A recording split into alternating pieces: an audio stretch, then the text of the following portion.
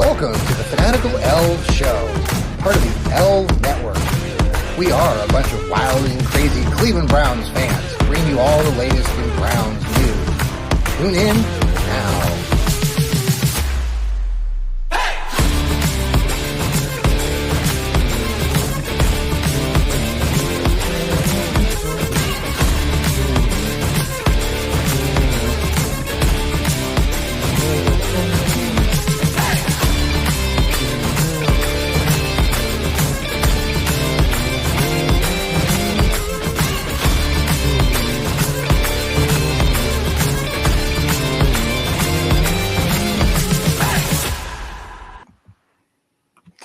Good evening and welcome to another episode of the Fanatical Elfz Show, part of the Fanatical Elfz Network.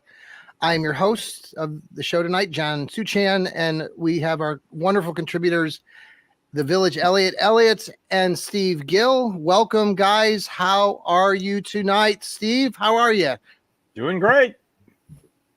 It's Elliott, slow season. Slow season. Elliott, how are you tonight? Oh, fantastic. It's just a wonderful night to talk football, so let's do it. Absolutely. Yeah, it has been a little bit of a boring season. I do, though, want to give a shout out to my lovely wife, Laura.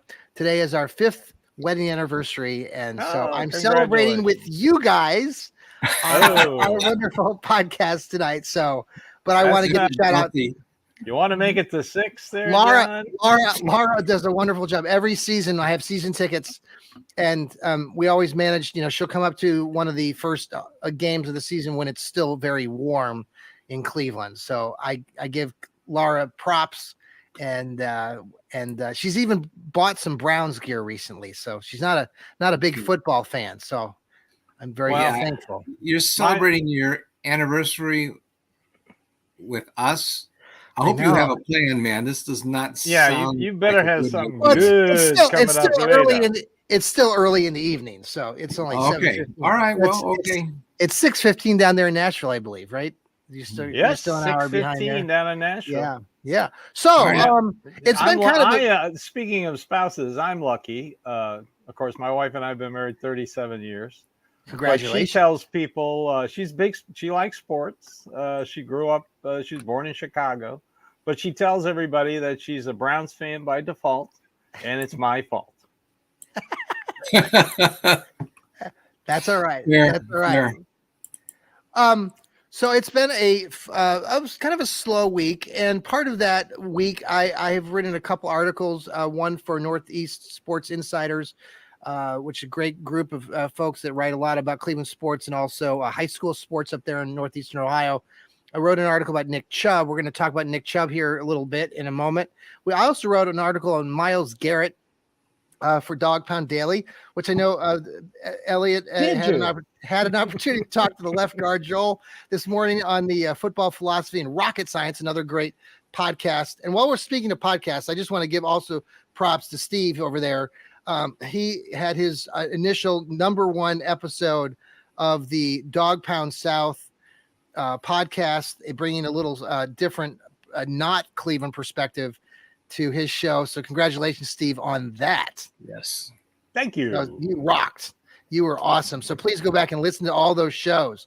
So I wrote an article about Myles Garrett. The title of the article was something along the lines of Myles Garrett isn't exactly the leader that we thought maybe he would be. And I know Elliott discussed that title and in suggesting that maybe our leader in chief at Dog Pound Daily, Randy, might have changed the article or whatnot. Actually, that was the title of the article. And I know, shocking, isn't it? And so, you got to have a lot of those Myles Garrett fans. There are many of them out there. I found that out. Really? How many? Lots. And it was an article that I just want to get your take about Myles himself. But my initial take in the article was just generally to speak of how Myles is a leader potentially in some areas, and I even gave him his props and suggested as such, but that some of the things that he has done over the course of his 6 years in Cleveland from various things, from throwing helmets to driving a car really fast to pointing out some minor things with the coaching department. Sometimes he's kind of picked and chosen what he wants to say, and he's more of an introverted kind of personality. And I kind of talked about that at the beginning of the article briefly, and how even coming out of college, there were discussions I recall listening to other folks discussing him and how he was a great football talent, but he had a lot of other outside interests that didn't involve football. And so, so basically that was the gist of the article. I guess I just want to speak of this first, and then I want to get your takes. All of you who have maybe even managed to click on the article, and the article is not clickbait like some folks out there in the birdland like to suggest or whatnot. I do hope that some of you who may have thought it would go back and actually read the article. It is unfortunate that many have some really rude. No, just read the title and criticize. Don't even read the article. Just criticize. You don't need to read the article. Just the title is sufficient. Yes. Welcome to Brown's Twitter. Welcome to yes. Well, I've been exposed to it for a little bit now, but this is 2023. We don't read articles. We don't react to the title. I don't have time. So I guess coming back to Myles Garrett and the leadership style that he has, and Elliot, I heard you talking to Joel about it earlier today, and your take then was generally that Myles doesn't necessarily have to be the actual a leader. Would you want to delve into that a little bit and explain your position on it? And then Steve, I'd like to get your take on that. Yeah, I think leadership is sort of an overrated quality among players. I think it's something that people just pick and choose in order to have something to say about players. They talk about, oh, so-and-so is a coach on the field, and so-and-so does this and so-and-so does that. Well, I want coaches on the sideline to be coaches. How about that? There's responsibilities that players have due to their position on the football field. That's usually the middle linebacker has to call the signals, and that makes him sort of a leader. Yeah, the quarterback has to call the signals for the offense. And then the center usually calls the signals for the lineman, the offensive lineman, and that just has to be done. Mm-hmm. But the idea that this player, the halfback, has to be a leader on the field, and the defensive lineman. What do you want the defensive lineman to do exactly when he's on the field? Follow me, men. I'm the defensive end. I want you to have great morale because I am the defensive end, and I shall inspire you to penetrate the offensive line and kill the quarterback. Come on, that's not the way that you win football games. You don't inspire people. You overpower the guys and tackle the quarterback. It has nothing to do with psychology. It has everything to do with athletic ability, tactics, and following the game plan, and very little to do with everybody on the team wanting to be a leader. And Elliot, and I think that's part of your coaches. Elliot, part of my take on it was kind of getting to what you're talking about. But criticize John anyway because he deserves it. Absolutely, and post my picture all over Twitter. That's right. Congratulations. Congratulations. Thank you. No, that was kind of the point of all the time that I've followed Garrett's career and listening to him and seeing about all the other things that he's doing on the side outside of football and writing children's books. And he's very good. I mean, does he write children's books? Really? He really does. Oh, okay, good. Yeah. I think it's great. I think it's great, but you know what? I just really want him to play football. I don't want to levy additional, requirements on him. I love Myles Garrett. I don't care what he does. I love the guy. I will defend Myles Garrett. I don't want him to have to do other things. I think he's a wonderful player. I like Myles Garrett, and I just don't really want to add a shopping list of expectations on him. I think Sure. he's a great football player. Well, I think he will make the Hall of Fame. And yes. I just really don't want to place other requirements on him. I think, what do you want him to do? I mean, Right. What Well, do you and really I want don't him to think, do? Elliot, if you read the article that I wrote, I did No, not. I just even looked at the title and Right. criticized you. I That's did all that not. I wanted to do. I did not even suggest. I was trying to share out, like you just have said very nicely, that we want him to play football, like you said, and that, but what type of personality is doesn't always fit with what some people, and I'm not even saying myself because I don't believe this either. I like your take on this, and I like your take on what you say about of Miles. I was trying to give it kind of a look at it from different angles and leave it at that. So, Steve, well, how about you? Well, first of all, Myles Garrett is a hell of a player. He's a hell of a Halloween decorator. He's an amateur paleontologist. He writes children's books, and he sacks quarterbacks. So he's not loud. So he's not. He doesn't jump around. Nick Chubb isn't loud. Nick Chubb's one of the best players on the team. Nick Chubb is quiet. If he smiles a lot, he's happy. I mean, it's human behavior to have your people think that your best player should be the most vocal and jumping around like a maniac. I mean, Kevin Stefanski is cool, calm, and collected on the sideline. He gets criticized for that. You win games. Who cares? You sack the quarterback. Who cares? That's the way Myles Garrett was in college at Texas A&M. So what? I mean, I just, just do your job. Like Elliot said, just do your job. I don't care about the other stuff. Well, and I think that was part of when I threw in the article. I mentioned that the helmet throwing incident, and the way that I brought it up was a bit of a surprise. How it surprised a lot of us. None of us, I'm sure, in this room right now talking about Myles Garrett would have even thought that he would go to that length. Whatever happened in that moment, I mean, he lost control. We'll never know because they turned off all the audio apparently right before that happened. Right. A major glitch on the network and building the Browns and all that other NFL films. Yeah, we've lost it all. No, so I think it just, that surprised me. I even, I shared that, and it was a surprising thing that we saw him do. It was completely out of the character we've kind of, the way that he is, the type of individual he had been up until that point. And so anyway, I think it kind of threw the fan base off a little bit. It threw me off.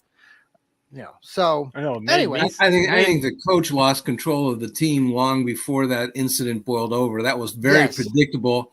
I was upset way before the incident happened because what I thought was happening was that the coach had or somebody in the coaching staff had said, okay, we're going to be the old Oakland Raiders and we're going to intimidate the Steelers.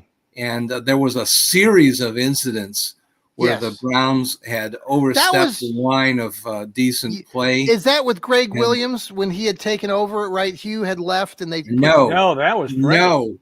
No, that was Freddie. Oh, that's right. T-shirt? That was Freddie Kitchens. Yes. I got you. My mistake. Yep. No, I mean, the Browns were way over aggressive, and they had committed several penalties of that involved excessive violence against the Steelers, and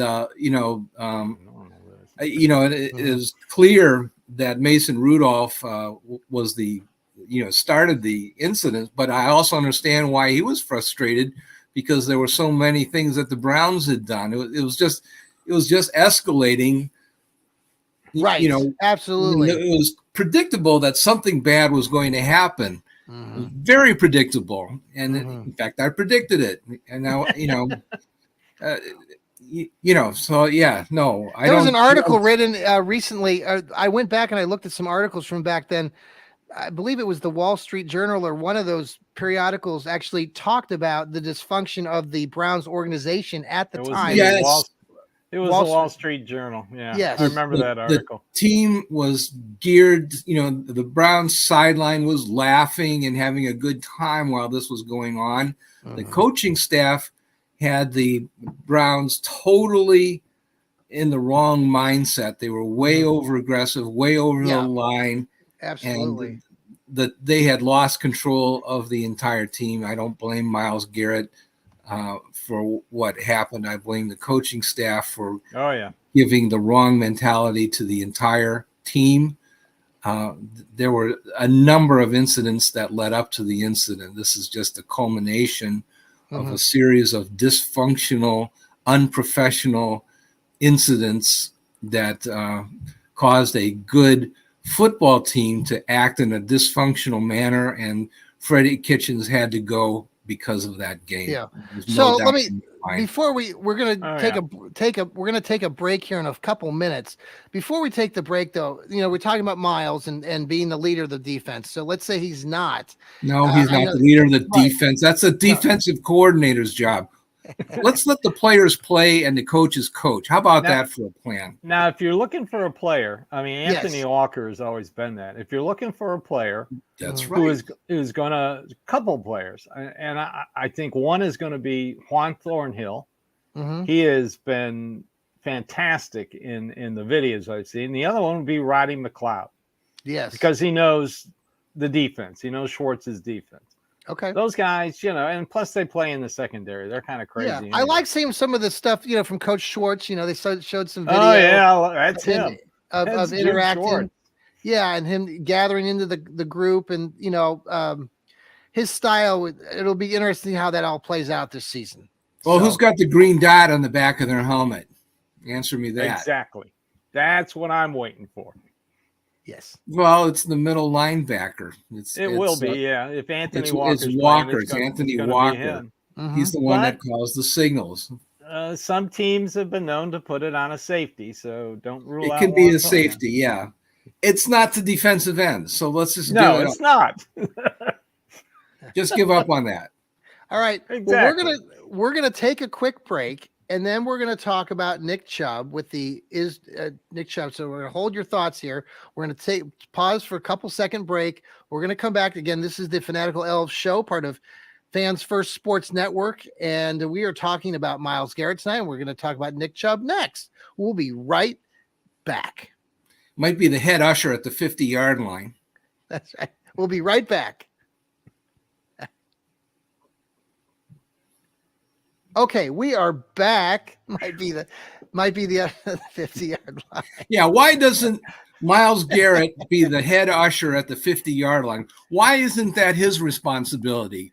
Is he shirking his responsibilities by not being the head usher at the 50-yard line?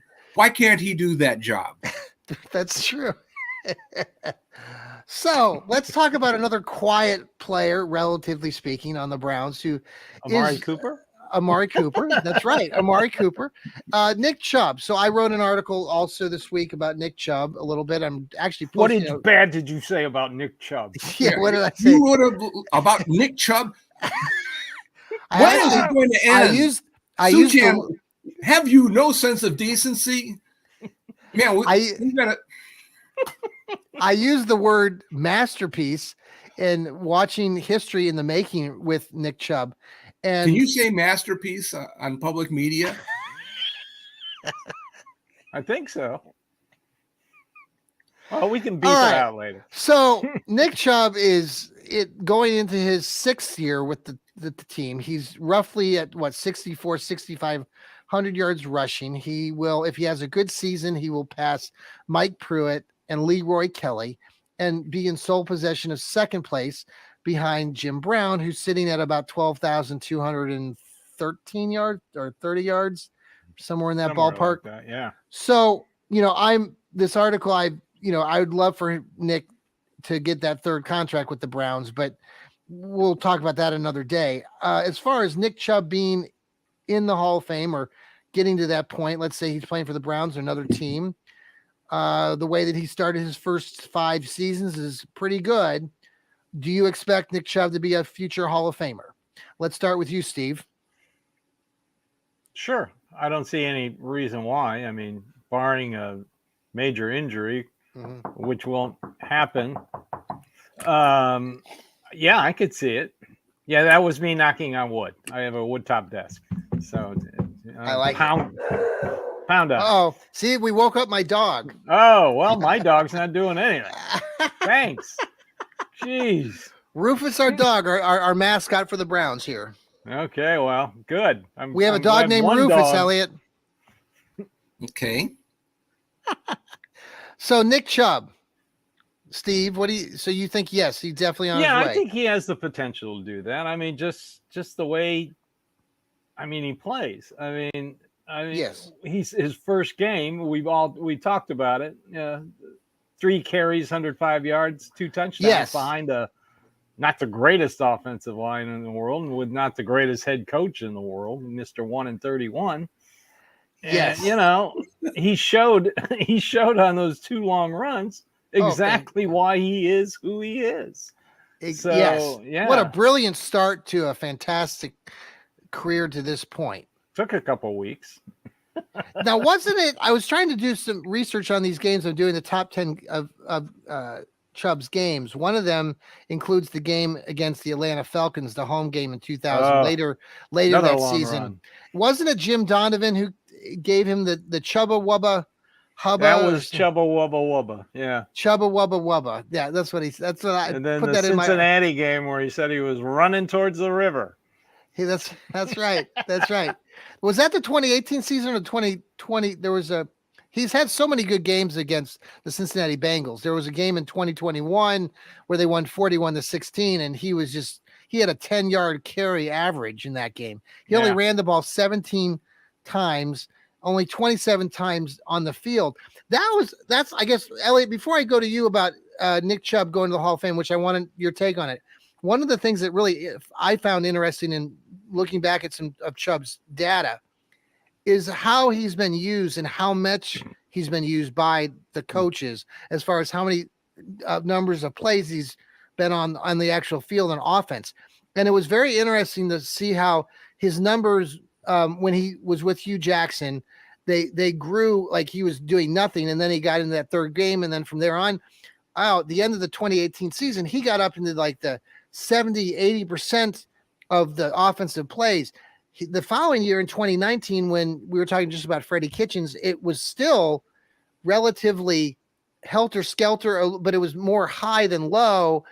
It hasn't been until the last 4 years that I find it interesting. So Stefanski, who usually is much more detailed and has a plan, if you look his numbers since he's been with Stefanski, they are been much more consistent in that 50 to 56 percentile as far as offensive plays. Now, there were a couple games this last season where he was in there a few times where like 70%, but I got to give props to Stefanski, and that I don't give him enough credit, but he is stuck with that schedule of, keeping him in so much. So I wanted your take on that, Elliot, and also, Nick being in the Hall of Fame.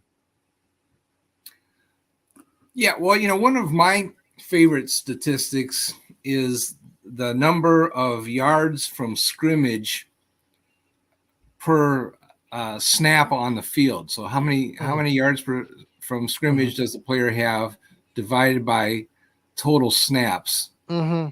And Nick Chubb is unbelievable. Mm-hmm. If you look league wide, he's usually in the top 3 of all offensive players. And, does this include offensive snaps total or just the times that he carries the ball? No, total. Total, and okay. So what this means is, in other words, how much does a team choose to rely on him? How many times do they call his number? Mm-hmm. And then what does he do with the ball when he does get it? So I don't really like yards per carry. Well, I do like yards per carry. That's a significant thing. But it also, that stat doesn't tell you how much they rely on a player. So if in other words, you have a lot of yards per carry, but they don't use you that often, that kind of means that the team doesn't really depend on you that much, right? Mm-hmm. Sure. But in Chubb's case, he splits time with Kareem Hunt, or historically. Right. And so his total yards per from scrimmage divided by total snaps is extremely high. One of the highest in the league year in, year out. And so, yeah, I mean, that Bengals game I spoke of back in 2021, he was he had 27 snaps offensively, and he carried the ball 17 times. So that speaks to what you're saying. Right. Yeah, he tends to get the ball like more than half the time that he's on the field. Just a phenomenal number, and he gets like 3 yards per snap, some ridiculous number like that. And so he's very, very productive when he's on the field. He's going to make yards, and there's few players in the league like that. So he's extremely dominant. Just the dominant person on the field when he's the dominant part of the offense when he's on the field. And I think there's very little question that he has a shot at the Hall of Fame. You have to tell me, well, is he going to stay healthy? How long is he going to play? And is the team going to win the Super Bowl? There's sort of a unwritten criterion that the team has to have playoff success in order to be considered for the Hall of Fame. I don't know. There's some stupid rules, unwritten rules of the Hall of Fame. The Hall of Fame tends to be a hall of stats, which I don't like. They don't give you any consideration for being a good blocker, which is stupid. I think, for example, I was always a supporter of keeping Terrell Owens on the team. When a lot of teams wanted to cut him, I thought, no, don't cut Terrell Owens. He's a good player, but teams would, consider cutting him. But then on the other hand, at the end of his career, they said, oh, well, let's put him in the Hall of Fame. What? You were, all these teams, actually did cut him. They didn't want to keep him because he was, very difficult to justify in the team context. And then, I think all these sports writers said, oh, he'll be so grateful to us for putting him in the Hall of Fame. and then, he just really grabbed his award and then went home. And, he just really was not. He just really was not interested in the team concept. I don't think he was a team player. I would put him on my team, but I don't think he was the best player on the team wherever he went. Yeah. So it's really gonna matter. I mean, the longevity of Nick and if he can continue to stay relatively healthy. But the idiosyncratic nature of the Hall of Fame has to also be taken into account. I don't think that the writers or the voters have a clear idea of who it is that they want to see in the Hall of Fame. Otherwise, definitely we would see people like Ernest Biner should be in the Hall of Fame. Sure. Clay Matthews should be in the Hall of Fame. Definitely should be in the Hall of Fame. I mentioned that I'm skeptical about whether Terrell Owens should have been in the Hall of Fame. He certainly had the ability, certainly had the stats, but I don't know that, that his contribution to his team was overall was what I want a Hall of Fame player to have. We'll see what the next year or two holds and see what the Browns decide to do. And what I think this is going to be a fascinating year for Nick Chubb coming on the heels of, Jim Brown passing away. I'm excited to see what he does. I think Elliot, like you've talked about a little bit, and Steve too, with Kareem Hunt not being there and this offense being a little different potentially, I think he's smiling a lot. Nick Chubb, I think he's going to have another great year if he can stay. I don't care if he smiles or not. I think he's going to have a larger role in the offense than he's ever had before. You're going to see him catching more passes. I'll tell you more passes. Yeah. But I don't think that you're going to see but even with that, I think they can still do it. It was Stefanski holding that percentage though of overall plays on the offense. I think he'll maintain that. I've really been impressed when you look at it. Man, I was like, that's really good. That's coaching. That's a coaching staff that is, granted the Browns aren't always winning, but I give them some credit for keeping that part of him, and I'm sure other players, and I haven't looked at other players, but keeping those sorts of things consistent. Well, yeah, my thing is that we don't have Kareem Hunt. That's a lot of touches that need to go somewhere, and very likely some of those touches are going to go to Nick Chubb. I don't think they're all going to go to Jerome Ford. Yes. No. Let's move on to our next topic here. Just a few names, if you have any, that I know we've talked about this before, but again, the Browns have their training camp coming up in a few weeks. And I know, Steve, you touched on this on your Dog Pound South podcast the other day. We talked about, you mentioned Demetric Felton, that you're a little bit higher on his potential. Yeah. The thing with Felton, does the coaching staff trust a guy who was drafted 3 years ago and a guy who was drafted 2 years ago to back up Nick Chubb? That's why everybody's saying, well, Ford or Felton, one is going to have to go. And there are some veteran running backs out there that, the coaching staff might feel a little better about. Hit with Felton, I don't know. Like I said, I think there are 46 spots already locked up on the 53-man roster. And one of those spots that is in a position battle, and I'm writing an article about the 3 position battles out of the 5 positions. Okay. I think the most important, and of course the number one is running back. So do you keep Felton, or do you sign somebody like Kenyon Drake, or remember Dante Hilliard? He's still a free agent. Kendrick Drake played for the Baltimore Ravens. I know I heard that. Elliot talking about him this morning a little bit. Yeah, he's a veteran. Justin Jackson, who played for the Lions, another veteran. I mean, it depends on how much faith Stump Mitchell and the other coaches have in the running backs they have now. I mean, obviously everything changes, in a split second if Chubb does get injured. That's what you've got to prepare for. I mean, like I said, 46 out of the 53 are pretty much locked up, and we're talking about 4th string guard and 4th string defensive tackle.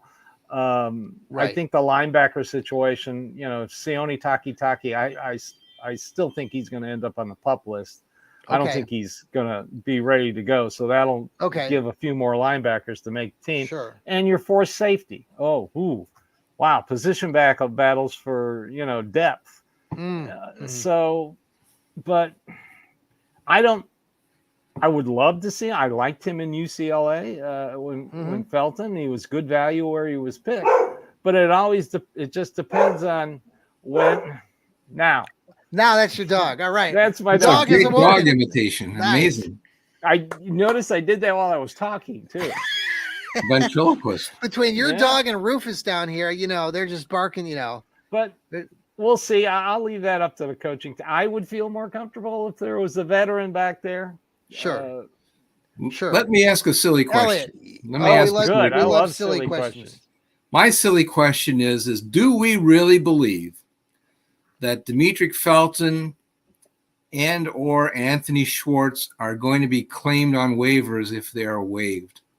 Number one. And number two, the other, this is a 2-part question, is if they are waived, would they accept a spot on the Browns practice squad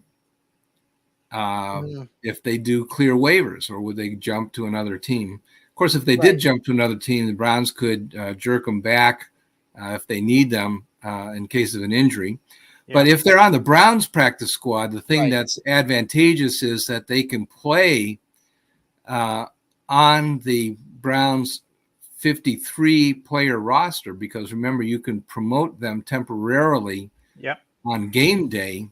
And so you could use Anthony Schwartz and Dimitri Felton in a game when they're on the practice squad. And that's kind of a freebie. That's better, actually, than being on the 53-player roster, right? But being frozen out of the 46-player active day game day roster.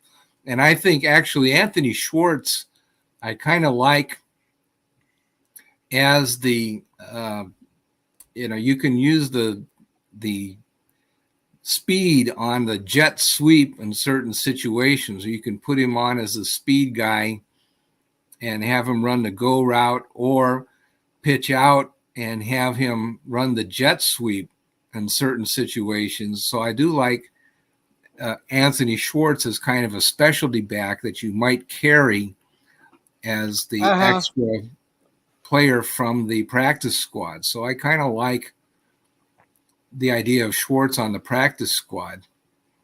Yeah. Okay. Could see that. I could see that. Yeah. Well, we've got some time to think about it, and we've got some training camps that are coming up that I'm excited. I mean, you guys, I know we're all, looking forward to those, and right around the corner here. Let's change gears just a little bit. This is our cardiac trivia time. The great Brian Sipe. Where did he play college? I was saying off air to Stephen Elliott that where he played ball. I'd like to know your guesses here in a minute. But I know that one immediately. I found it so interesting. It makes you feel old, or I mean, I feel young now compared. Like he played football. He played football in 1969, 1970, and 1971 at this college. He threw for more interceptions most seasons than touchdown passes, which fascinates me. One year he had 17 touchdown throws and 23 interceptions. And I think he did that, like he played 3 years at this school, but I just thought that was interesting. He threw the ball a lot. He was thousands of yards passing. So any guesses at the college? Oh, I know that cold. So do I. All right. What is it, Elliot? San Diego State. Yes. The Aztecs. Yeah, they were kind of a funny school. They were very well known as sort of a offensive powerhouse back then, although, a small school, nevertheless. They were very good at throwing the ball. Right. And it was not uncommon to throw a bunch of interceptions when you did that. They just lived with the interceptions and took the big yardage, and Sipe could move the ball, always could. And he didn't really come out when he came to Cleveland. He didn't play right away. Oh, no. He was buried on the Cab squad for, I think, about 30 years or so before they finally let him play.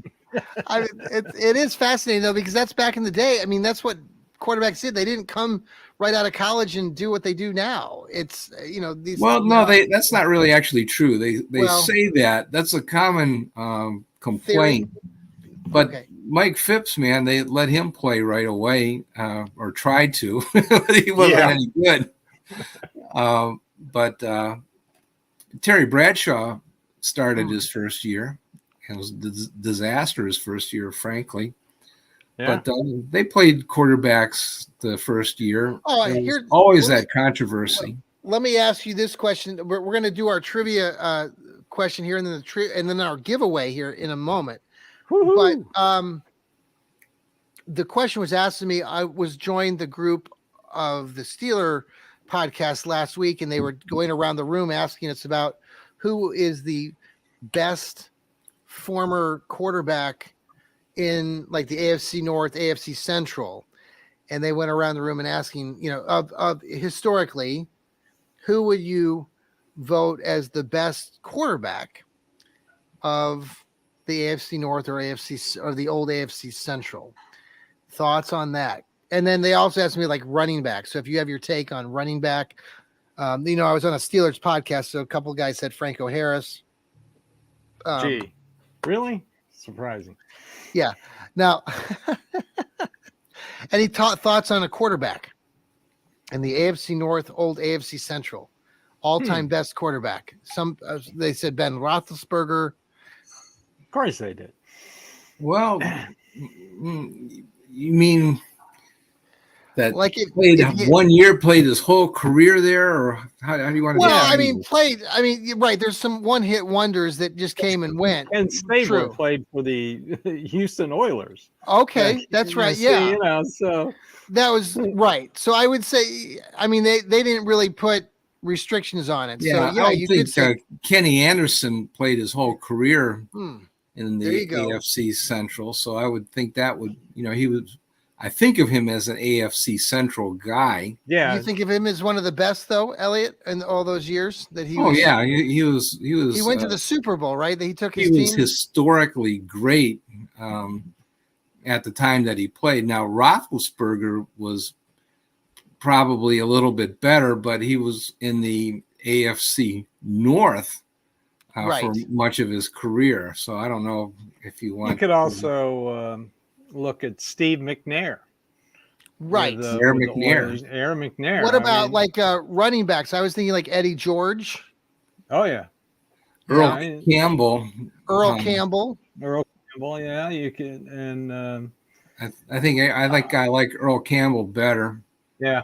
But they're both excellent players. I can still see the tearaway jersey on Earl Campbell. Here's Greg Pruitt. How about Greg Pruitt? Greg Pruitt, yeah. So here's another one of our cardiac trivia question. Also, the Browns play the Cincinnati Bengals to open up in Week 1, coming up soon in September. Who was the last Cleveland Browns quarterback to win a divisional AFC North win in a home opener?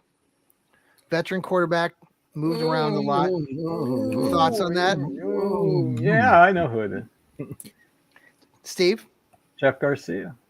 Jeff Garcia. What a moment that was. You remember that was the reason we didn't draft Ben Roethlisberger. Oh, no, we're not going to be tricked into that. We're going to get Kellen Winslow and prevent the Steelers from getting him, man. So let's trade 2 draft picks so we can get Kellen Winslow. And they put Kellen Winslow he was on the kick return team. Remember, that's how he got hurt, right? No, he got he got hurt on a motorcycle. What are you talking about? The motorcycle thing, but remember how he was playing a motorcycle on the kick return team. No, but remember they had him on special teams, and we were like, why are they having him on special teams? Like he's one of their. He got jacked up here in Nashville, and they played the Titans in preseason. One of the offensive linemen for the Titans laid him out. So yeah, I wondered that too. I'm sitting there going, your number one draft pick on special teams. Great. I was at West Virginia University at that time, and one of my students was we're all Big East football fans at that point, so we knew a lot about Miami football.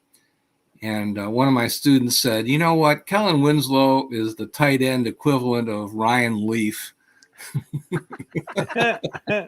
that was when he was drafted. That was before he became a Cleveland Brown. But that hit. We knew that he was a nutcase. But his father had that game that when they played the Dolphins San Diego game. I think. Yeah. What a tremendous! If you have an opportunity, anybody listening to this podcast, go back and watch that game from like 1982. Oh yeah, 83. That game is monumental. Overtime game. San Diego or Miami was way down in that game, and then they came back, and then San Diego was able to, with the elder Kellen Winslow, was just amazing. So. Yeah, they stuck a needle, intravenous needle into during the game, right? During the game. Oh my gosh! Yeah. It was dehydrated. Crazy. That was a fun. Off the field. That's just, if you're a football fan, you like football. That was one of the classics. That's really was. So we got a giveaway. We've been talking about these giveaways on our Fanatical Elfz network, and we've got some things to give away again. And we did give away a pair of tickets to the Browns versus Baltimore Ravens game in Week 4. We're excited for that fan. BA fan, I think is his name. He great guy, lives up in Canada, actually. So that's pretty cool. Hey. So he's going to be coming down for Week 4, and I know he's excited. but we are giving away some other, not tickets yet, but we will be giving out more tickets. So stay tuned if you're listening to our Fanatical Elfz Network. So this week we're giving away a license plate.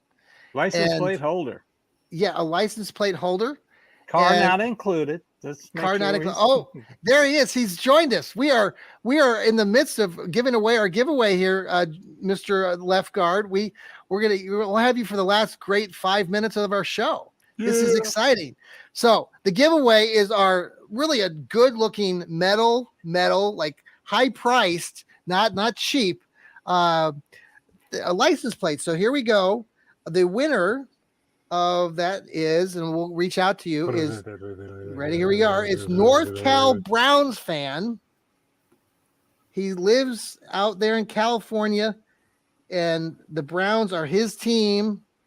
He also enjoys auto racing and golf, and we want to not at the same time, you. I hope. Yeah, we want to congratulate you, North Cal Browns fan. You follow the show. We appreciate you. Hopefully, you're tuning into this podcast. And you also retweeted our giveaway. So thank you so very much. And we look forward to talking to you soon and sending it out to California to you. We're going to have awesome. A mail. Yeah, we're excited about that. So, yeah. So that would wrap up our show. Now we've been joined by our contributor, Joel Cade. And Joel, I just want to give you props. And I've already talked to Elliot and Steve at length today on the show. But one of the things we did talk about, and I wanted to give you thank you, and don't cry again, Elliot. But I did mention that Elliot and you talked about my Myles Garrett article at the beginning of your podcast earlier today on football philosophy and rocket science, and I appreciate that. And we talked a little bit about my take, and you guys were pretty accurate about what I was trying to say. And we talked about Myles' leadership on this show also. So just that topic, and then Nick Chubb was the other main topic we talked about. Maybe quickly before we lead the show, your take on Myles as far as leadership first, and then maybe Nick Chubb, future Hall of Famer. So, and welcome, Myles Garrett. So this is me, Joel. Myles Garrett. You pay Myles Garrett to get sacks. Let's just put him in position to get sacks. And, what he does in terms of leadership, that's not why you're paying him. That's why you're paying Anthony Walker. I mean, Anthony Walker doesn't make sense for any other reason except for his leadership. So pay Anthony Walker.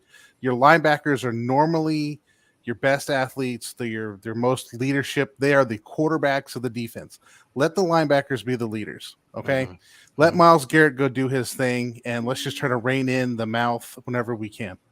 Well, and I had a pity party earlier, and boy, I'm telling you, Birdland is crazy, man. It's amazing. I feel pretty famous. I had my name, or my face plastered all over Twitter yesterday and today, so I thought that was pretty cool. See, then you can wear the bag that says I'm no longer famous next week. Right. Nick Chubb, what do you think about? We talked about Nick Chubb's longevity and the fact we hope that he doesn't get injured along the way, but is he a future Hall of Famer? Where do you stand on that?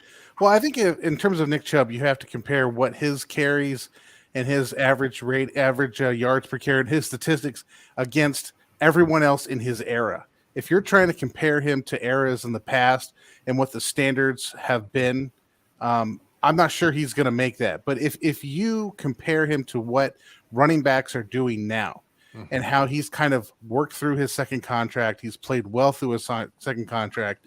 Okay.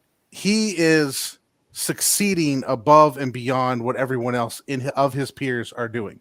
Mm-hmm. In that respect, if you take it in that respect, I think he is a Hall of Famer if he can continue with what he's doing and how he's doing it. We were all talking earlier, Steve and Elliot and I, about it. It's really phenomenal. I've been doing an article on the top 10 games for Chubb through his career, and I'm going to be posting that on Dog Pound Daily if anybody still wants to read.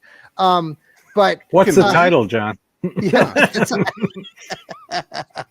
Anyway, and by the way, just to let you know, Joel, I told Elliot, and everyone who's listening to this knows this. The actual title was the title that I did come up with that, but I told Randy, our leader in charge, I said, Randy, if you want to run with this title, go, or if you want to change it to something else, but he stuck with it. So because sometimes Randy has changed some of our titles. So anyway, but what I was getting at earlier, and Elliot made a great point. We were talking about the percentages, and I got to give props to Stefanski. I know you don't think I like Stefanski or Randy for that, but it really is amazing when you start looking at Nick Chubb's stats going back to 2018 and how he was used by Hugh Jackson, the percentage of plays that he was actually on the field. It is remarkable if you look at Stefanski's track record with Chubb and I know that Kareem Hunt was the other counterpart, but he has been consistently giving Chubb anywhere between 52 and 58% of the snaps offensively. And then Elliott expanded on that, talking about how if you look at him compared to the rest of the league on just snaps, for example, like back in 2021 when they played the Cincinnati Bengals, Chubb ran the ball 17 times for like an incredible 140 yards in a blowout of the Bengals. He was on the field 27 of the only 27 plays, and he ran the ball 17 of those 27 plays. So it speaks to, like Elliott was saying, how his percentage or his yards per like actual number yards per snap snaps is just amazing. So definitely if he can continue that, and like Elliott said too, I mean, the Browns need to get back to the playoffs. The Browns need to be contending for a Super Bowl. Those things are going to be looked at more fondly by people that vote for. That'll help him. But you can also make the Hall of Fame by not only having one winning season. I mean, that's happening. Yeah. So, okay, let me get your final take, Steve. Back up top to you. Let's. We're the Brady bunch here. Oh, we got dogs barking everywhere. Oh, my dog is. I have. Oh, is that your dog? That's my dog. I've got my dog. Wait, this is the dog pound. Bark. My dog barks. Yes, we are part of the dog pound. I think we need to go from the Fanatical Elves to the new Browns dog logo. Well, Fanatical Dogs broadcast. Yeah, Steve, final take on things that we should know about the Browns, or final take on things that you're looking forward to this week as we get ready for training camp, which is around the corner. Yeah, it's around the corner. I can't wait. I think some of these positional battles will be straightened out. I'm curious to see if they play players at different positions, like if they put Nick Harris instead of center, play him at guard a few plays. I mean, they've been known to do that. Yeah. Because Michael Dunn was playing center last year quite a bit. So I'm kind of interested in that. I just can't wait. I don't want to see any players in the news. I'm glad our franchise quarterback is traveling the world. Oh my God, he's everywhere. He was everywhere. In Italy, and he's heading back, and sitting there smoking a cigar, drinking some booze, putting individual ice cubes in his glass, and the ice cubes were perfect. Perfect. But anyway, I'm just counting down to training camp. Excellent. Can't wait. Excellent. Elliot, final thoughts. I think the Browns are still going to make one more move. May not happen right away. I think that we're seeing a different strategy where some of the players that are 30 years old maybe don't want to sign up for a 17-game season, but they might enter the NFL at game 2 or 3. Okay. And I think there's going to be one more move. All right. Can we slip in any Baltimore Ravens hate before we leave, Joel? Oh yeah, the Ravens are, like we were talking about yesterday on the podcast, Elliot and I. The Ravens are just a confused mess. I don't think they know what they're doing right now. I think I don't know. Either they're trying to transition to something else or whatever it is. They're just what they're doing is not making any sense. As if you would think, hey, let's build a winning team. I think the Ravens are doing just the opposite of that right now. Mm-hmm. Wow. Very good. Any final takes on the Brownies as we prep? What are you looking for this next week or two? Anything that you see on the future for the Browns? Yeah. Let's stay out of jail. This is that time of the year where we pray every night that adult grown men can stay out of jail. Yes, that's right. Well, hey guys, I appreciate you joining me tonight on our Fanatical Elfz show. It was a great conversation tonight, and I hope if you've tuned in that you come back and listen to all of the great content we have going every week. We've added a show this week. Steve up there has started his Dog Pound South podcast, which was awesome this week. Please tune into that. We have Joel with his What the Elf Was That? And then the Village Elliot joins Joel, and they have the Football Philosophy and Rocket Science. Also, we have Rod Bloom, who's going to join us in one of these shows. I did talk to Rod, and he wanted fans to know, and the contributors here, that he will be joining us on one of these Fanatical Elves shows in the near future. So I'm excited for that. Again, tune in every week. We have our giveaways, and we just gave away our license plate to Brown's Northern California guy. So we'll get that out to him. Again, this weekend we've got actually, guys, I was going to throw out another little podcast. We're going to do a little Stadium Mustard podcast where we talk Browns or Cleveland recipes. And we may push that out here over the weekend. A food show. I know. So tell your wives. Tell your wives. I'm going to go tell Laura to go. Joel, this is my 5-year. This is our 5-year wedding anniversary tonight. So I just wanted you to know I'm spending the evening with you, Joel. It is early still. So see, we all make mistakes in life. I don't think he wants to say number 6. Yeah. All right, folks. Thanks again for joining us. We are the Fanatical Elfz Network, and we will see you next time. Go Browns. Go Browns. Take care and stay out of trouble, Browns players. Stay out of trouble. That's all I can say. Car service and DoorDash. Remember that.